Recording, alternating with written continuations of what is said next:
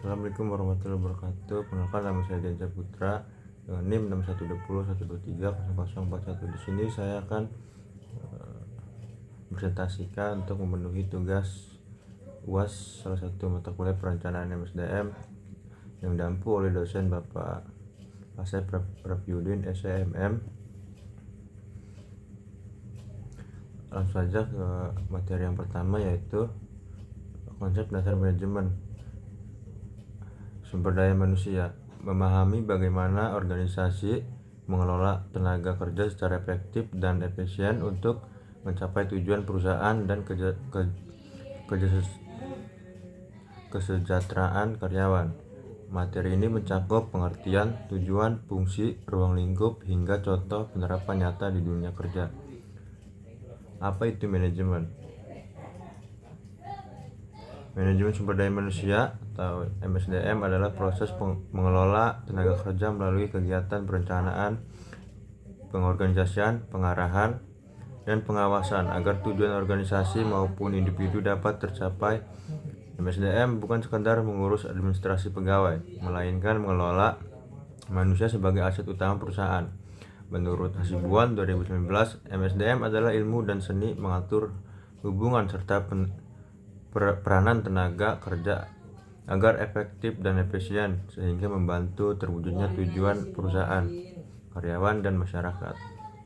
Menurut Gary Dessler 2020, MSDM merupakan kebijakan dan praktik yang berkaitan dengan perekrutan, pelatihan, penilaian kinerja, pemberian kompensasi, hingga pengelolaan hubungan kerja secara menyeluruh. Tujuan manajemen SDM memiliki 4 tujuan utama saling melengkapi. Perusahaan tidak hanya mengejar keuntungan tetapi juga memperhatikan kesejahteraan karyawan sehingga tercipta hubungan kerja yang harmonis. Yang pertama, tujuan organisasi membantu perusahaan mencapai target dan meningkatkan produktivitas secara keseluruhan. Yang kedua, tujuan sosial memberikan manfaat kepada masyarakat dan memenuhi hak-hak tenaga kerja secara adil. Yang ketiga, tujuan fungsional memastikan setiap fungsi SDM berjalan efektif dan mendukung operasional perusahaan.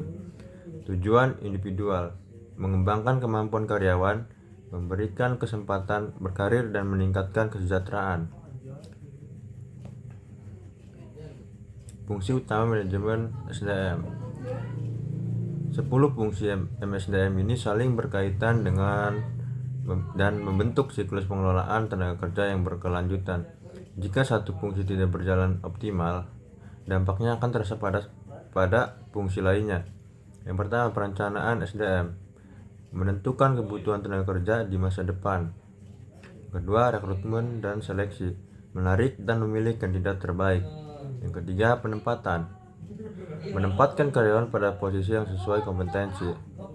Yang keempat, pelatihan dan pengembangan meningkatkan keterampilan dan pengetahuan karyawan. Yang kelima, penilaian kinerja mengukur kontribusi karyawan secara berkala.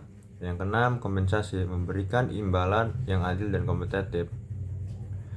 Yang ketujuh, keselamatan dan kesehatan kerja menjaga keamanan dan kesehatan di tempat kerja. Yang kedelapan, hubungan industrial membangun komunikasi harmonis antara perusahaan dan karyawan.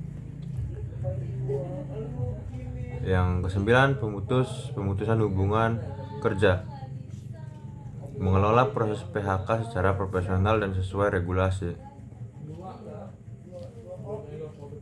Mengapa MSDM sangat penting? Di era persaingan global, perusahaan tidak hanya bersaing melalui teknologi tetapi juga melalui kualitas sumber daya manusianya. MSDM menjadi faktor utama keberhasilan organisasi, meningkatkan produktivitas. Karyawan yang terkelola dengan baik bekerja lebih efisien dan berkontribusi pada target perusahaan. Poin kedua, tenaga kerja berkualitas. Karyawan yang terkelola dengan baik bekerja lebih efisien dan berkontribusi pada target perusahaan. Yang ketiga, motivasi dan retensi. Kompensasi yang adil dan lingkungan kerja yang sehat mengurangi tingkat turnover karyawan. Dan poin terakhir, daya saing perusahaan. SDM unggul menciptakan keunggulan kompetitif yang sulit ditiru oleh pesaing. Ruang lingkup manajemen SDM. Ruang lingkup MSDM mencakup seluruh siklus kehidupan kerja karyawan, mulai dari analisis jabatan saat perencanaan, proses rekrutmen dan seleksi, pengembangan karir, pemberian kompensasi, penilaian kinerja, hingga evaluasi SDM di akhir masa kerja. Seluruh kegiatan ini dilakukan secara berkesinambungan untuk memastikan setiap tahapan pengelolaan tenaga kerja saling terhubung dan mendukung tujuan organisasi. Yang pertama yaitu analisis jabatan, mendefinisikan tugas dan tanggung jawab posisi. Yang kedua, perencanaan kebutuhan tenaga kerja, memproyeksikan jumlah dan jenis SDM yang dibutuhkan. Yang ketiga, rekrutmen dan seleksi, menarik dan memilih kandidat terbaik. Yang keempat, pelatihan, mengembangkan keterampilan teknis dan soft skill.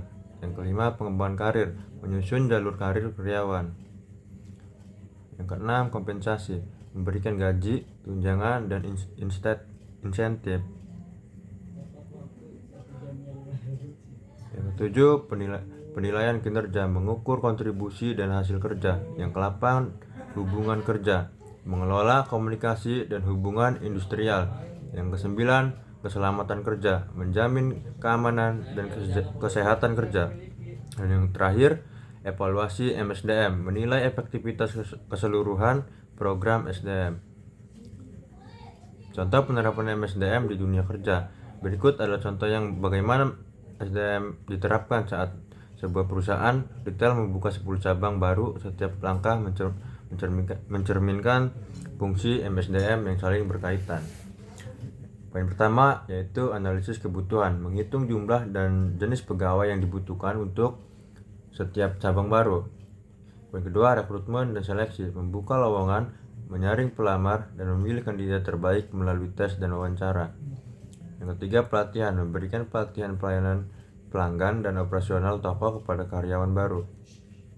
Yang keempat, penempatan dan penilaian, menempatkan pegawai sesuai kompetensi dan menilai kinerja secara berkala. Yang terakhir, penghargaan, memberikan bonus dan insentif bagi pegawai berprestasi sebagai bentuk apresiasi.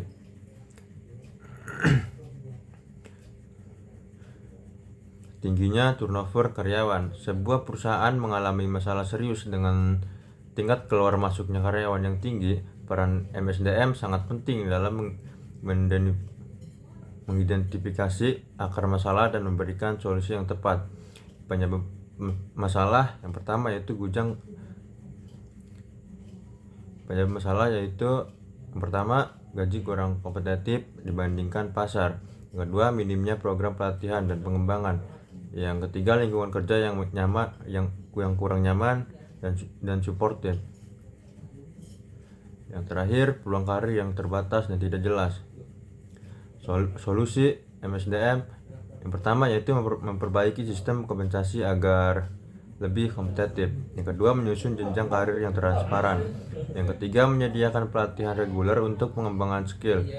Yang keempat, meningkatkan komunikasi dan evaluasi kepuasan kerja. Terakhir, kesimpulan, manajemen sumber daya manusia adalah fondasi utama keberhasilan organisasi.